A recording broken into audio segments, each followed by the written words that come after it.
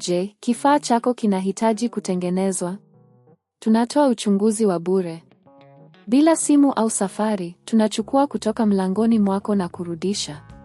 Kabla ya ukarabati, tunatuma bei na tunaendelea tu baada ya idhini yako. Rahisi, wazi na kitaalamu. Kiungo kiko kwenye maelezo. Kwanza, kabla ya kuendelea na ukarabati wowote, hakikisha kuwa umepata vifaa vyote muhimu.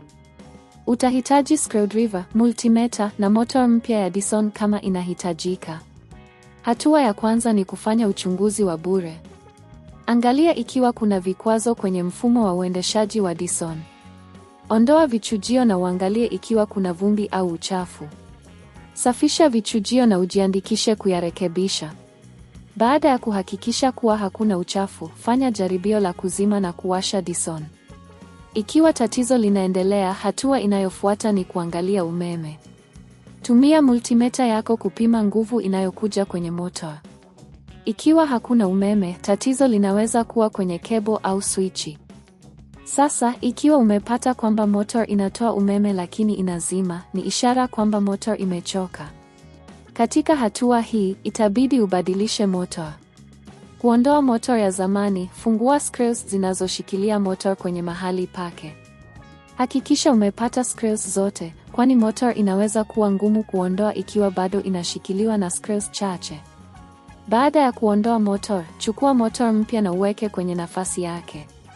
Hakikisha kuwa umehakikisha kwamba inakaa vizuri. Rudi nyuma na uweke screws zote kwa makini. Wakati huu, ni vizuri pia kuangalia kebo za umeme. Hakikisha kuwa hakuna nyaya zilizovunjika au zilizoharibiwa. Ikiwa unakutana na tatizo lolote, badilisha kebo hizo kabla ya kujaribu kuwasha Dyson tena. Baada ya kufanya hivyo yote, sasa unaweza kuwasha Dyson. Angalia kama tatizo limeondolewa. Ikiwa inawaka vizuri, umekamilisha mchakato wa ukarabati kwa mafanikio.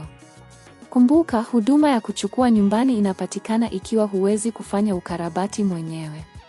Pia ni vyema kuangalia bei za motor mpya kabla ya kuamua kufanya ukarabati.